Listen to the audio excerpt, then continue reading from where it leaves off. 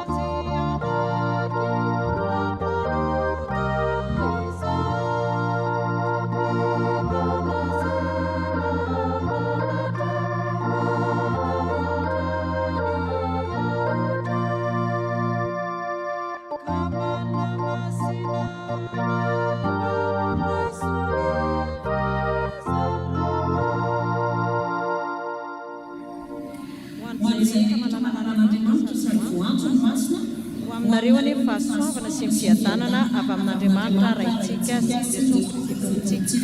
Herinandro ny fanahy masina iarahana amin'ny katekomena sy ny sampanasa fitoriana ny filazantsara.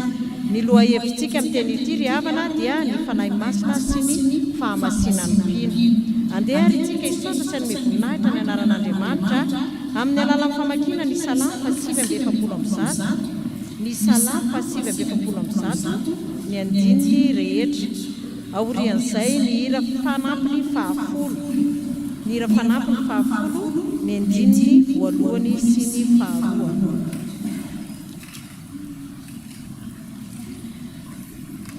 Rehefa hita ny Salamo dia ho vakitsika rehetra miaraka izany amin'ny anaran'i Jesosy Kristy Tompo manao hoe: Aleloia, mihira firambavao an'i Jehovah, ny fidirana azy eo amin'ny fiangonan'ny olona masina. Aoka ny Israely faly amin'ny mpanao azy, aoka ho finaritra amin'ny mpanjakany ny zanak-ziony, aoka hiderany anarany amin'ny dia izy sy ankalaza azy amin'ny ampongatapaka sy ny lokanga. Fa sitraky Jehovah ny olony, ravahany famonjena ny mpandefitra. Aoka ny olona masina hifaly amin'ny voninahitra, aoka hiobo tsara eo am-pandriana izy, aoka isy fanandratana an'Andriamanitra eo am-bavany sy sabatra roa lela eny an-tanany. Hamaliny ny jentilisa sy hamaizany ny firenena maro, hamatorany ireo mpanjakany amin'ny gadra sy ny olo-malazany amin'ny gadra vy, mba hanaovany ny fitsarana voasoratra. Voninahitry ny olona masina rehetra izany. Haleloia, amen. Oh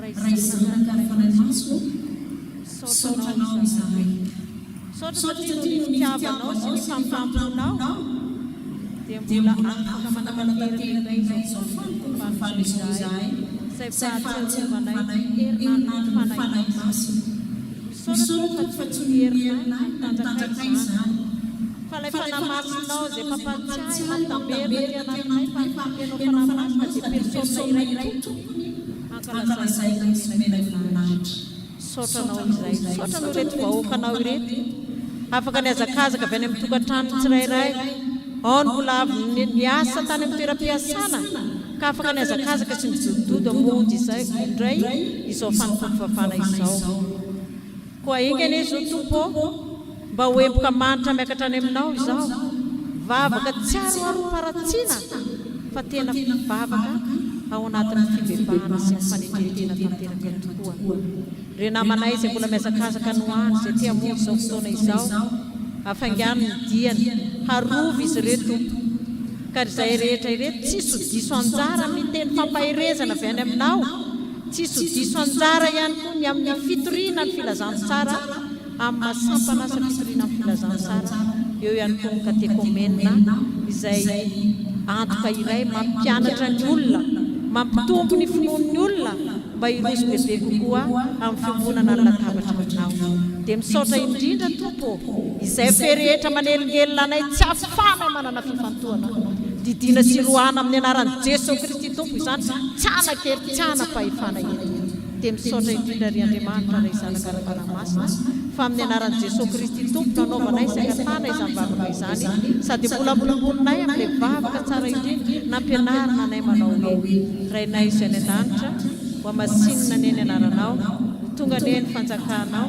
atao any sitraponao ety an-tany tahaka ny any an-danitra omeo anay n'izy anna sahaza aminay ary mamelana aminay tahaka ny amelana izay meloka taminay ary azahoranay mafafanahy fa manamafahanazy mbanao fanjakana sizery ary voninahitra manakizay amen afaka mipetraka ny fiangonana alohan'ny tsanganan'ireo mpanompon'Andriamanitra hamaky ny soratra masina sy hitondra ny vavaka dia ataontsika ny hira fa 7:70 ny andininy voalohany sy ny fahatelo hira fa 7:70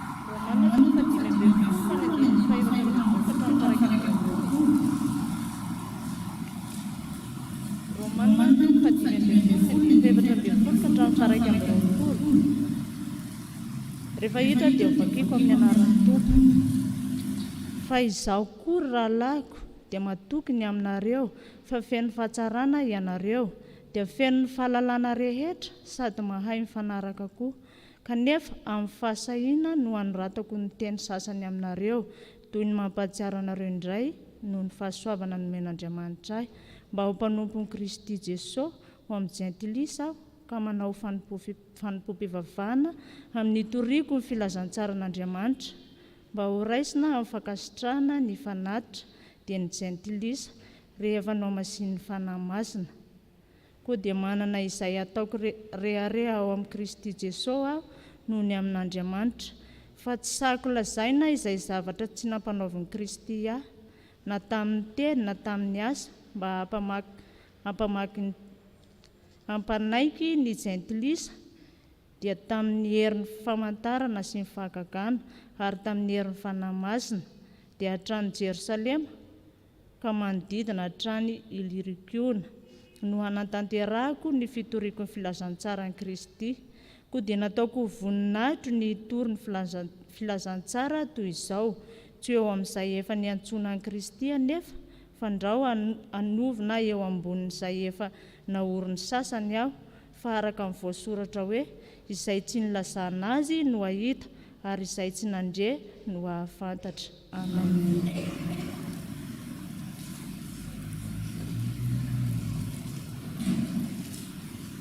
Koritiana voalohany toko fahaenina andiny faharoa ka hatramin'ny faharoa.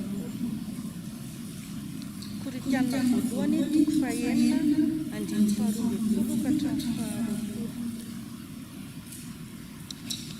Ny zavatra rehetra azoko atao nefa dia ary-mahasoa avokoa ny zavatra rehetra azoko atao nefa izaho tsy mety andevosin-javatra na inona na inona.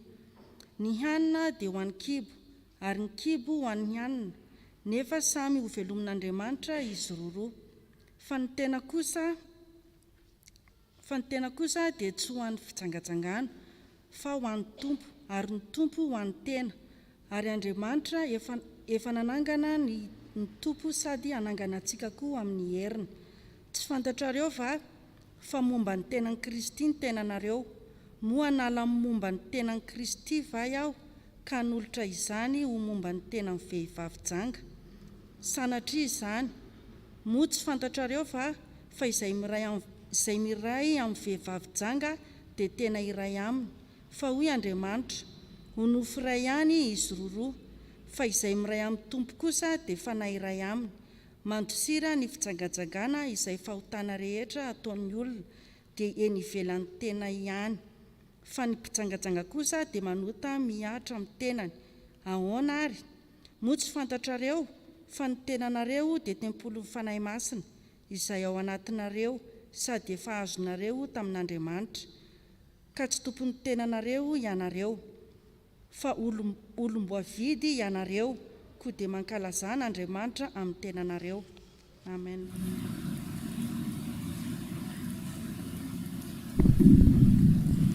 Petera voalohany toko voalohany andiny voalohany ka hatramin'ny fahadimy.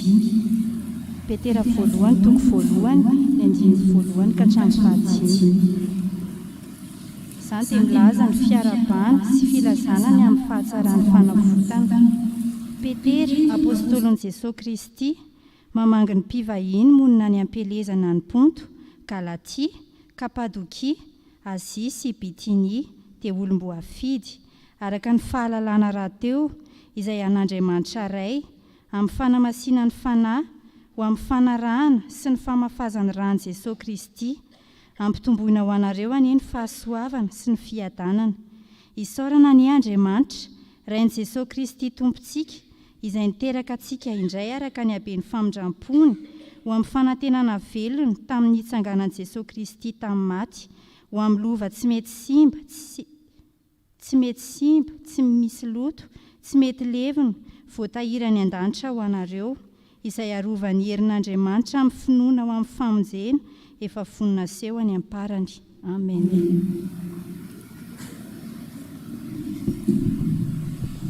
Faranantsika ny famakiana ny teny soratra masina, epistily voalohany ho an'ny Tesalonianina voalohany toko fahaefatra, raisina amin'ny andiny voalohany hatramin'ny fahavalo.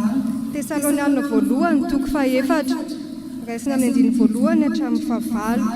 Ary farany ry rahalahy mangataka aminareo sy mananatra anareo amin'ny Jesosy Tompo izahay, mba ho araky ny nandraisanareo taminay izay mety handehananareo sy hanaovanareo ny sitrapon'Andriamanitra dia araky ny andananareo ihany no hitomboanareo bebe kokoa.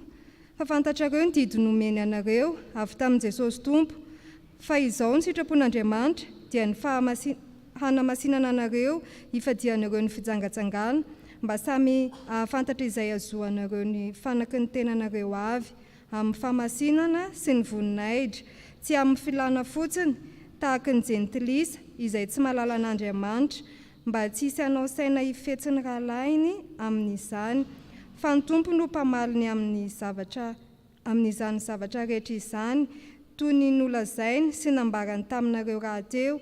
Fa Andriamanitra tsy niantso antsika ho amin'ny fahalotona fa amin'ny fahamasinana, koa izay mandà dia tsy olona no laviny fa Andriamanitra izay manome anareo ny fanahy masina.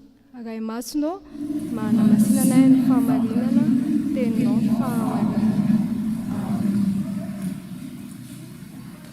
Itsangatsika ivavaka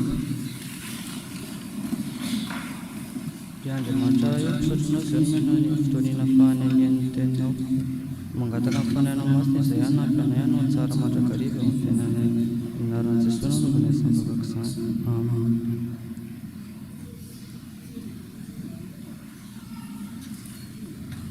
Petraka ny fiangonana.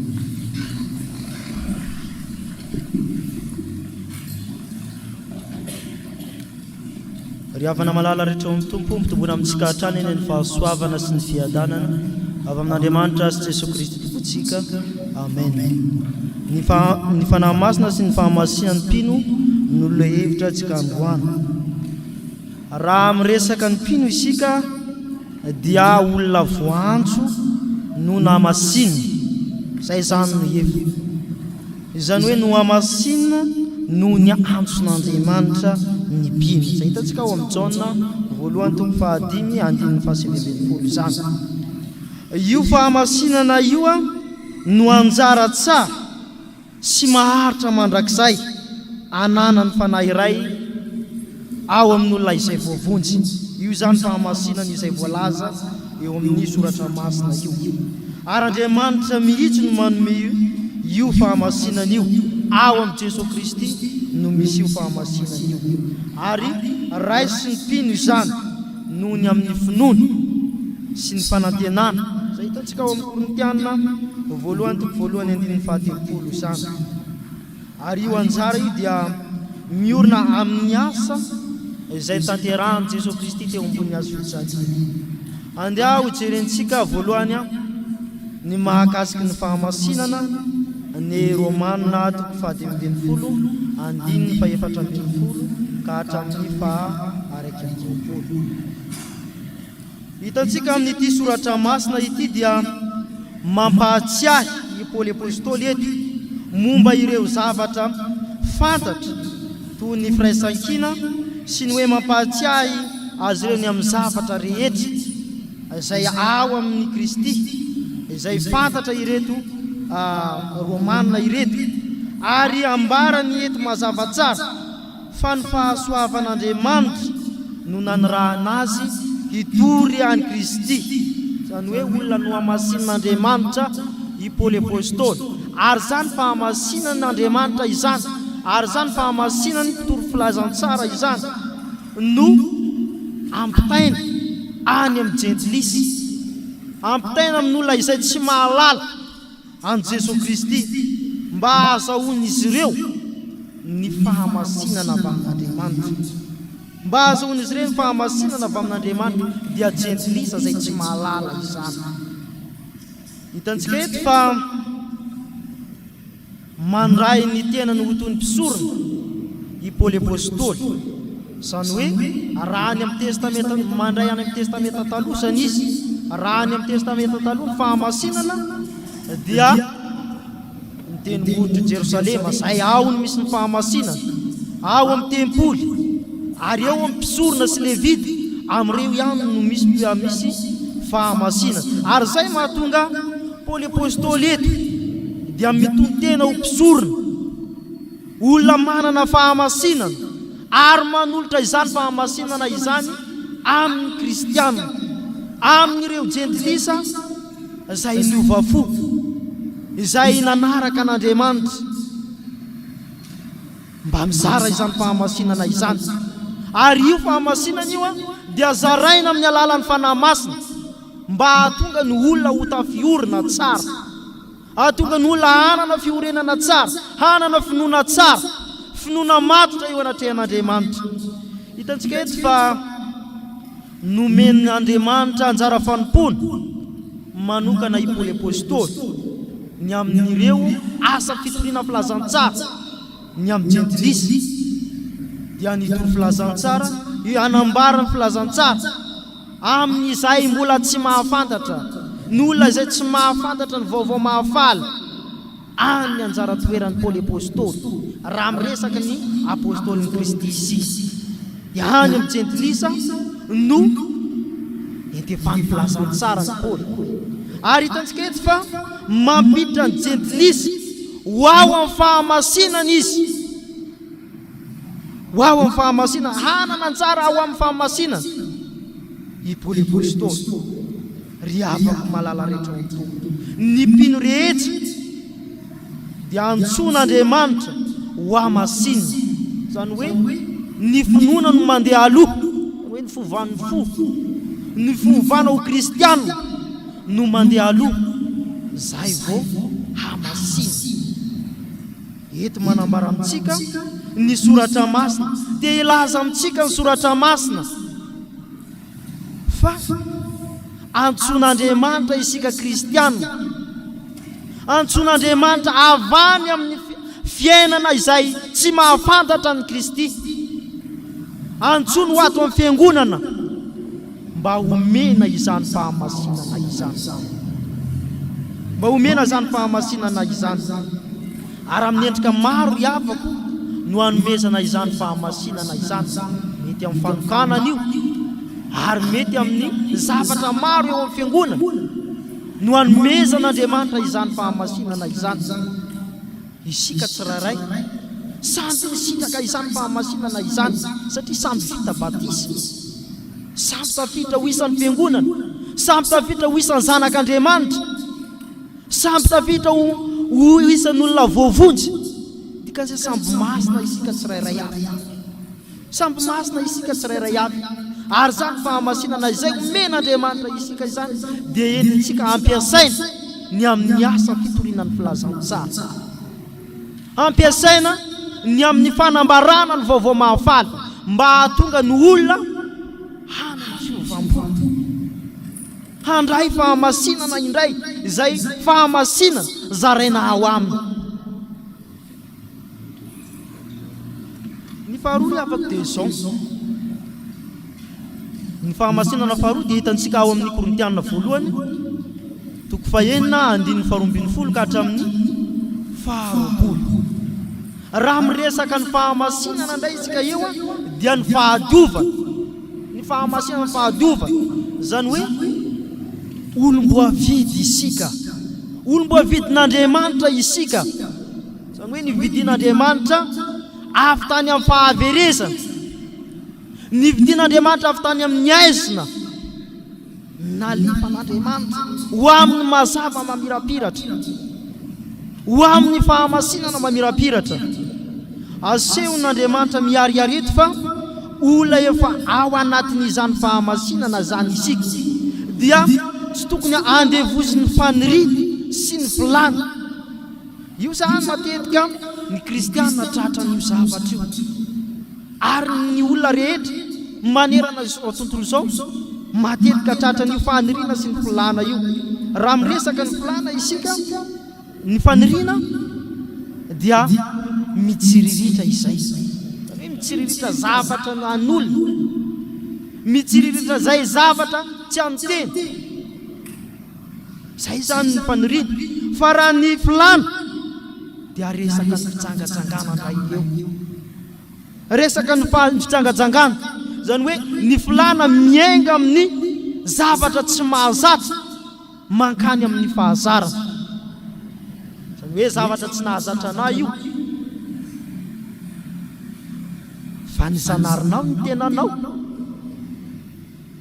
ny amin'izay zavatra tsy mety, ny amin'ny fijangajangana, ny amin'ny zavatra izay mifanohitra amin'ny sitrapon'Andriamanitra, ry afako malala rehetra ao dia hanambara ity soratra masina ity. Mila fehezintsika ny tenantsika manoloana izany zavatra izany. Mila fehezintsika ny tenantsika. Tsy mora nefa minjany ny fehetena izany. Tsy mora satria ny zavatra izay efa nahazatra no ialana tena sarotra izany.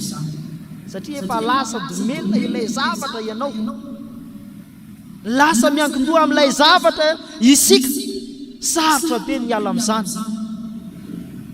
Fa eto mitaona antsika i Paoly apôstôly fa hifehentenany amin'izany zavatra izany, satria tsy ahazahoantsika fahamasinana avy amin'Andriamanitra izany, tsy araka ny fanahy masina izany. Zay mahatonga ny Paoly apôstôly eto mitaona antsika hiala amin'izany zavatra izany. Ary manambara ity soratra masina ity fa isika kristianina tsy tompony tenantsika isika, tsy tompony tenantsika isika fa any Kristy isika, satria efa nividin'Andriamanitra teo ambony hazo fijaliana, nividin'Andriamanitra tamin'ny raha izay nalatsany teo amin'ny hazo fijaliana. Tsy tompony tenantsika isika fa an'Andriamanitra. Ary zay mahatonga antsika tokony harana fahamasina, satria Andriamanitra ilay Jesosy Kristy ao anatintsika ny tokony alaintsika tahaka, ny tokony alaintsika tahaka ilay Jesosy Kristy, satria kristianina isika. Kristianina isika zany hoe mitafy an'i Kristy. Ny olona kristianina tokony hanana toetrany Kristy, fa tsy indraindray izany tsy hita maratra eo amin'ny fiainantsika. Tsy hita ny maha-kristianina antsika, tsy hita ny mampiavaka antsika eo amin'izao tontolo izao. Tsy hay mampiavaka azy. Reto dia mba mivavaka, tsy ilaintsika tsarainy kristianina, tsarainy ireo izao tontolo izao. Reto dia mba kristianina, reto dia mba mpivavaka, satria ny fahafantaran'olona, ny fahafantaran'izao tontolo izao, ny kristianina dia manana ny toetrany Kristy, manana toetrany Kristy. Fa tsy indraindray tsy hita eo amin'ny fiainantsika izany. Ahoana moa izany fiainany toetrany Kristy izany? Ny toetrany Kristy dia madio, madio fo, madio fo ny toetrany Kristy, ary manana ny fahamasina, manana ny fahamasina izany Jesosy Kristy izany.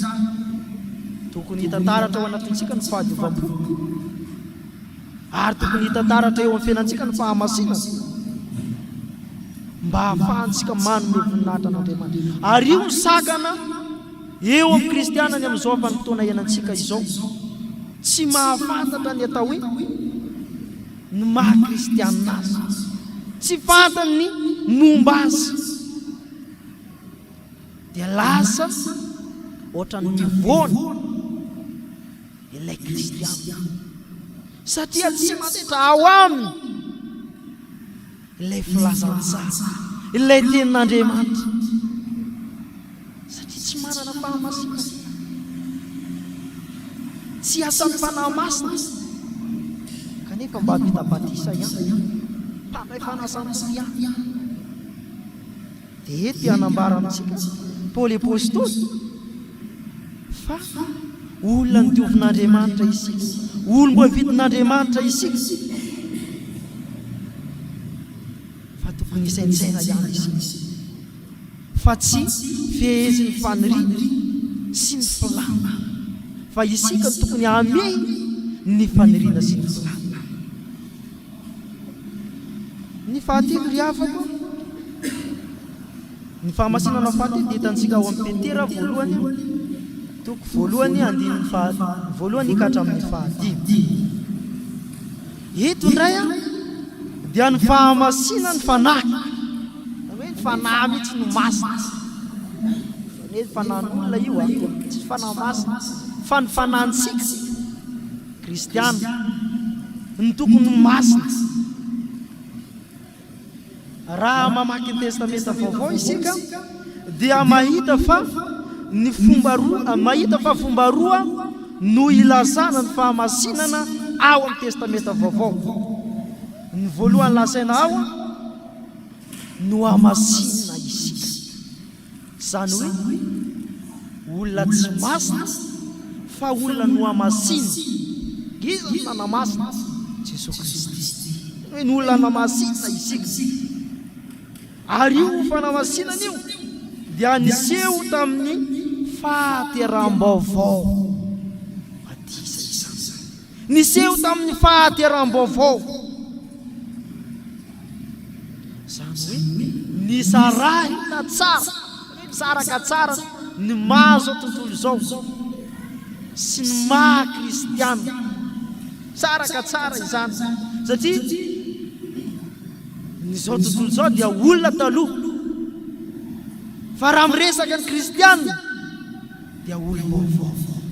Zany hoe olom-baovao amin'ny Kristy isika, no hamasin'Andriamanitra isika, nateraka Andriamanitra ndray isika. Zany hoe tokony ho ano anatoetra n'Andriamanitra moa isika, satria manana aim-baovao ao aminy isika. Hitantsika any amin'ny Jaona 3:5 ny fananantsika aina vaovao zany.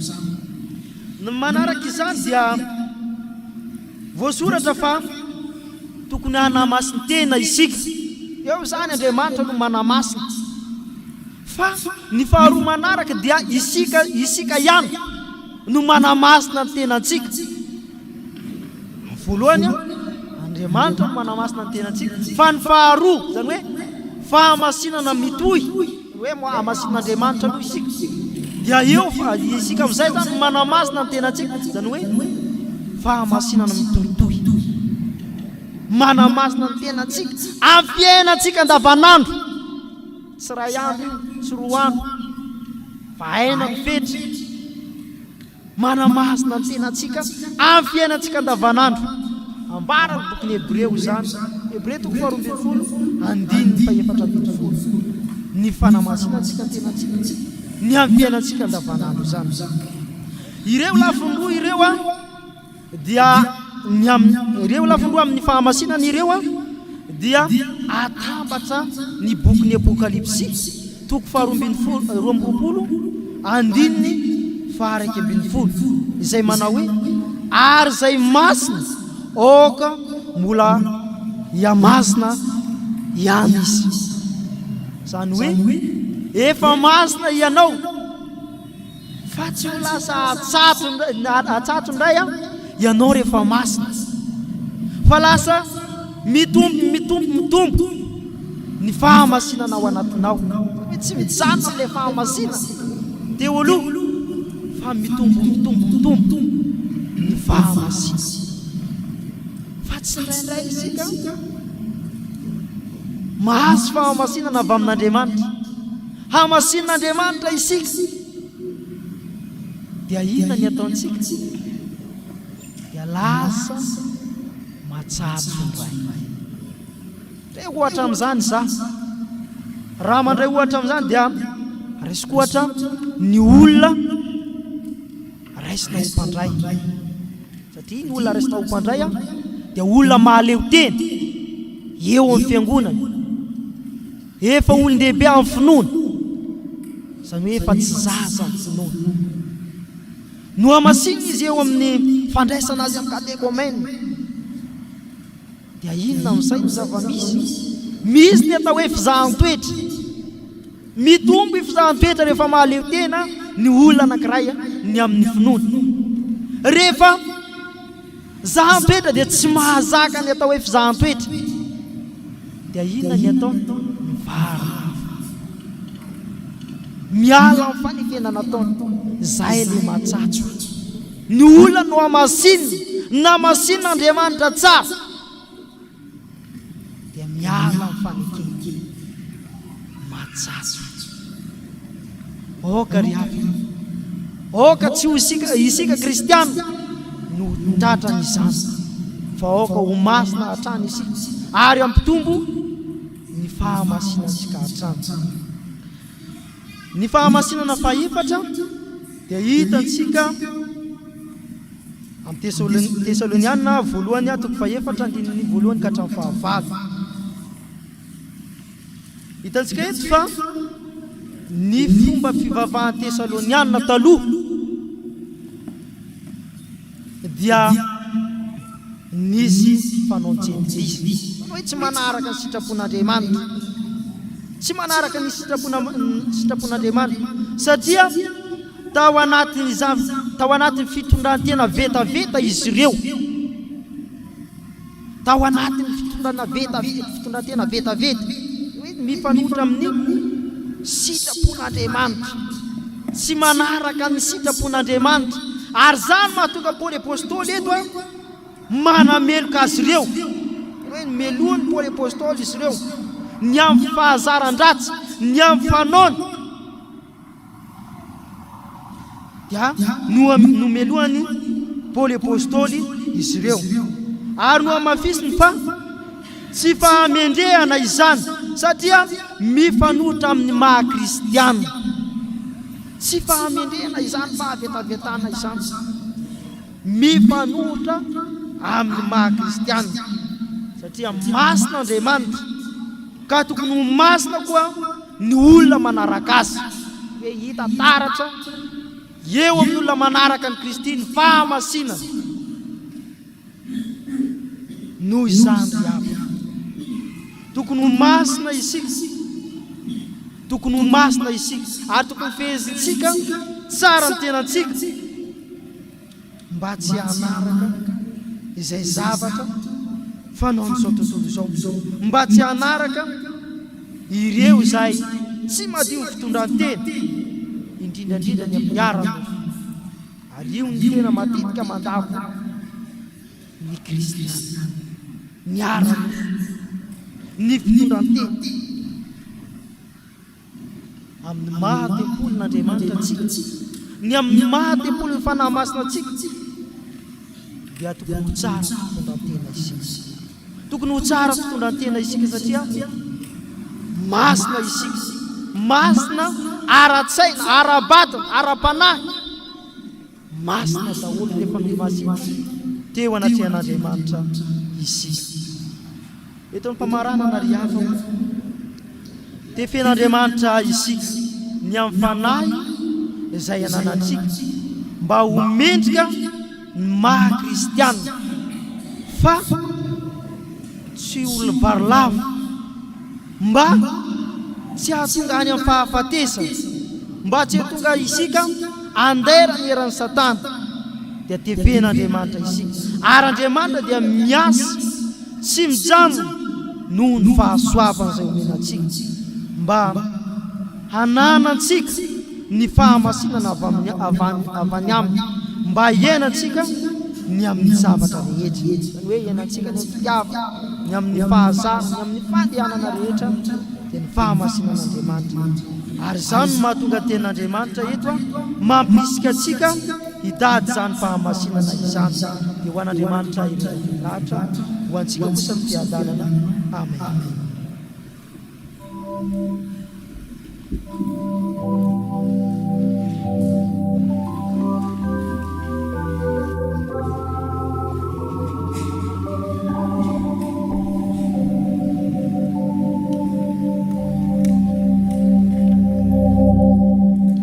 Mbola iaraka ivavakatsika. Andriamanitra ray zanaka sy fanahy masina, misaotra anao izahay amin'ny fitiavanao, tsy navelanao diso anjara ny fianonan'izany fampianarana izany. Ataony ahoana tokoa moa ny fahaira tsy misy mampianatra izahay. Ianao ilay fanahy masina mampianatra sy mampatsiahy anay ny zavatra rehetra, teny aminay ankehitriny fa impindrehetra dia antsonao Andriamanitra ho amasiny. Olom-boavidy izahay, any Kristy izahay fa kay tsy tokony tena nay intsony.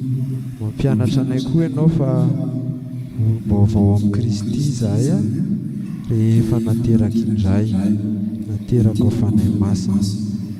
Ary masina ianao Andriamanitra, ka tsy maintsy masina koa izahay mba tsy hanao ny fanaony izao tontolo izao. Ny fonay nefa maloto tsy afaka mandray izany rehetra izany, ka manondroka ny lohanay izahay fa nay masino mamindrafo aminay mamelany elikay. Miaika izahay fa diso feno faharatsiana ny fonay, feno fiatsaram-belatsia fotsy mba mahay mankatohanao fanay masina, mamindrafo aminay mamelany elikay. Fantatray fa matoky sy marina ianao fanay masina ka manadio anay ho afaka amin'ny tsy fahamarinana rehetra. Diovy ary izahay, amasino izahay, amasino ny sainay, amasino ny vatanay, ary indrindra amasino ny fanainay. Mba ho tamana atao anatinay tokoa ianao, hitoetra lalandava atao anatin'ny fonay tahaka ny toerana atao anatin'i Jesosy Kristy fony izy teto amin'izao tontolo izao. Tehirizo aty anatinay ary izany fampianarana izany, ataovy mpiaino mpakato tokoa izahay fa tsy sanatria ho lasa mpiaino-mpanadino. Mangataka aminao izay fanay masino, arovo ny fananay rehetra amin'ny enjom-paharatsiana rehetra, ny fakam-panahy izay tsy maintsy misy amin'ny fiainanay isan'andro. Atao vita taratra aminay kristiana izany famasinanao izany, aoka mba tena ho masina izahay, mba ahafahanay mankalaza anao Andriamanitra marina amin'ny fiainanay rehetra. Dia amin'ny anaranao Jesosy nanaovana izany favaka izany. Amen.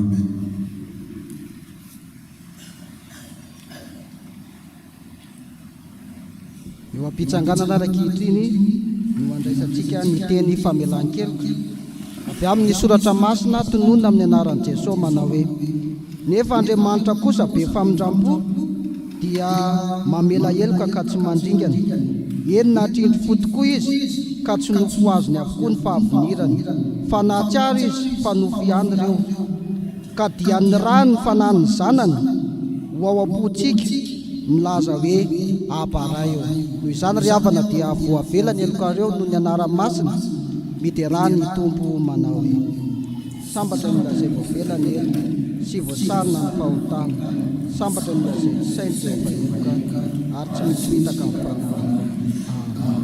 Afaka mipetraka.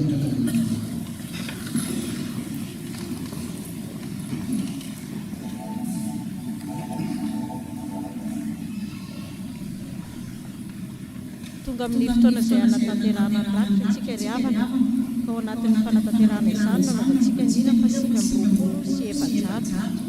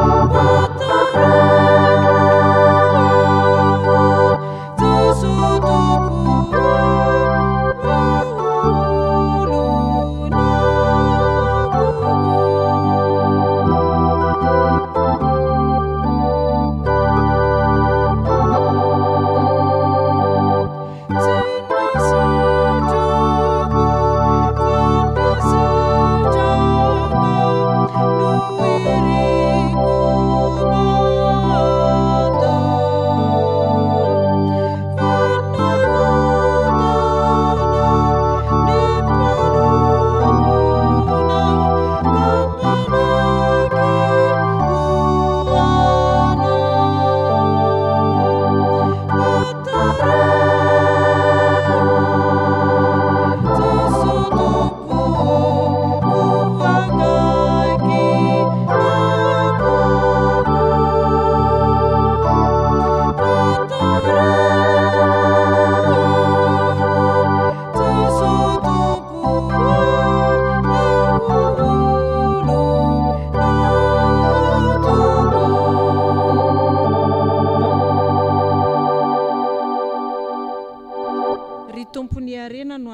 antsika ny rakitra.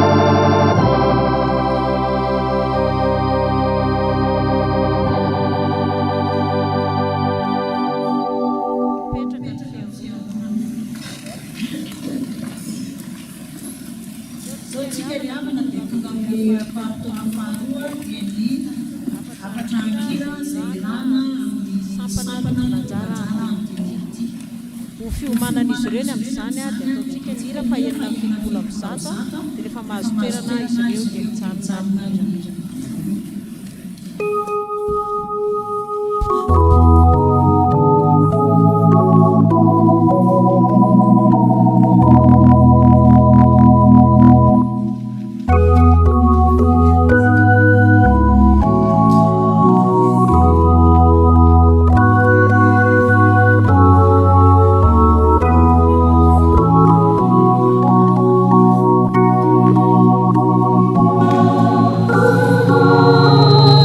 Oh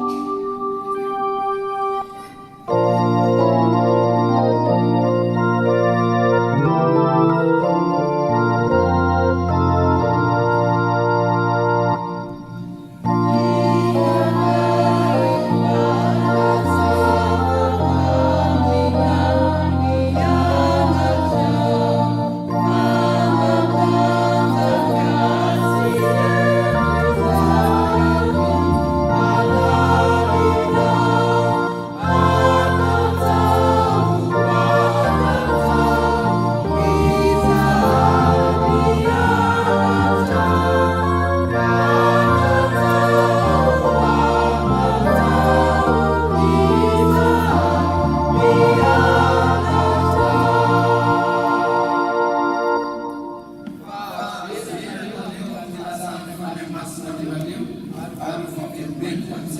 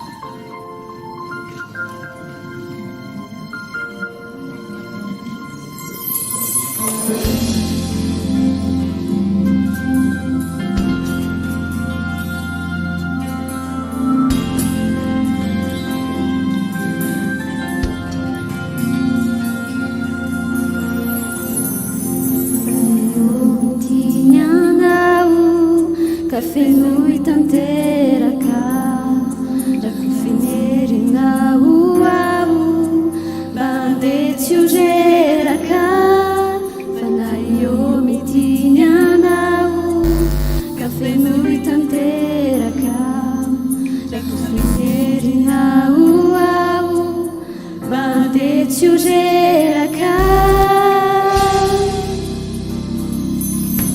tena milanao tontolo piainako tsy maefa ninonao ratseo ianao fa ny herinao ririany lomba mampatanjakay raha mandresy ao de no ianao tena milanao tontolo piainako tsy maefa ninonao ratseo ianao fa ny herinao reriany lomba mampatanjakay raha mandresy ao de no ianao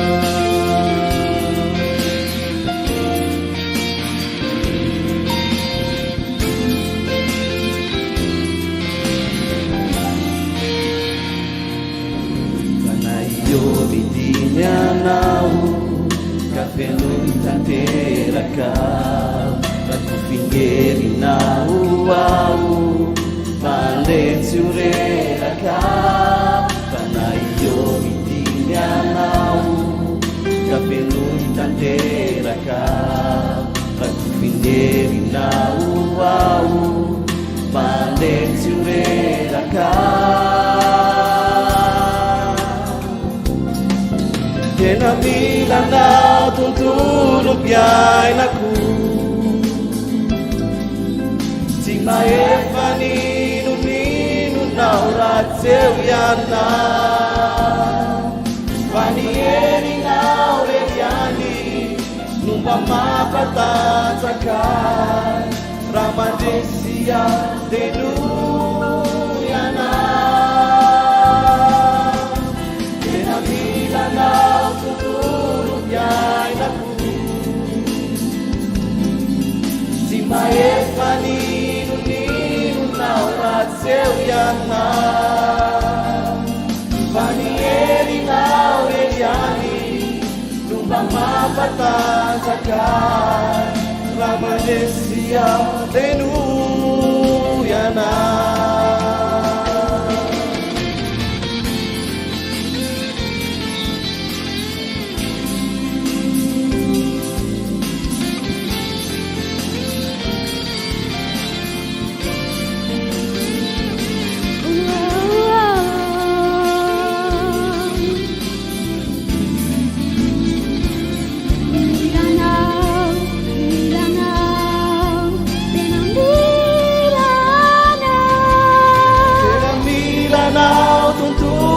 piainako tontolo piainako tsy maefa ninonao ratseo ianao fa ny herinao reriany lomba mampatanjakay raha mandresy ao de no ianao tena milanao tontolo piainako tontolo piainako tsy efa ninonao ratseo ianta fa nierinao neriany nomba mampatanjakay raha mandresy ao deno iana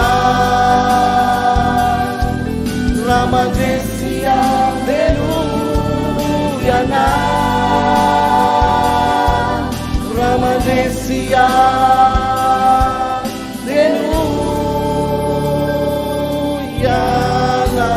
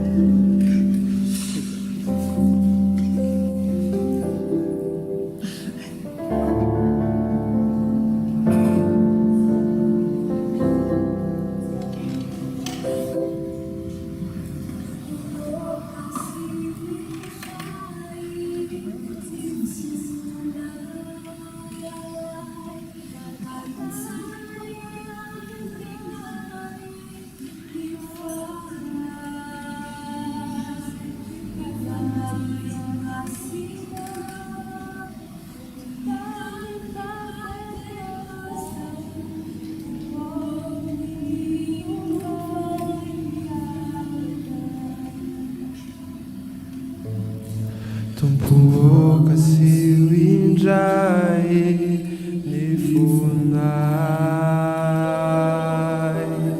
arutai aminai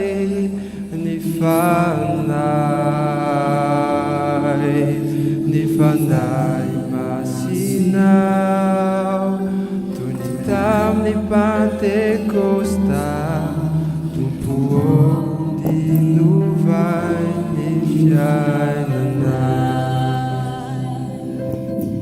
Fanai masingo avi Fanai masingo mitinare Fanai masingo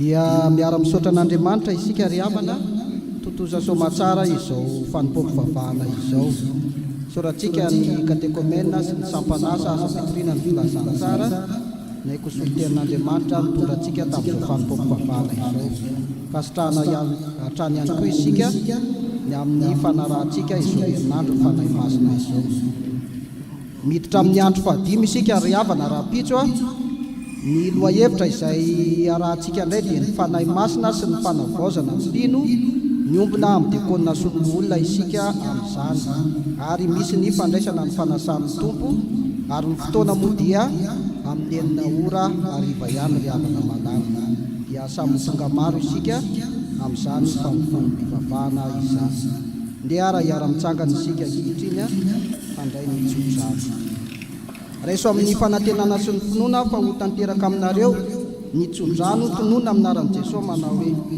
an'Andriamanitra ny mpiadanana masina anareo samy ho tanteraka ka aoka ho arovany avokoa fanahinareo miainareo ny tenanareo ho tanteraka ka tsy anatsiny amin'ny mpiaviany Jesosy Kristy tombontsika mahatoky izay miantso anareo sady izy ihany no hanefa izany amen dia mahazo toerana ianareo a miombona mivavaka mangina isika ho an'Andriamanitra irery ihany ny voninahitra amin'ny anaran'ny Ray sy ny Zanaka ary ny fanahy masina amen mandehana amin'ny fivaliana tombontsika ry havana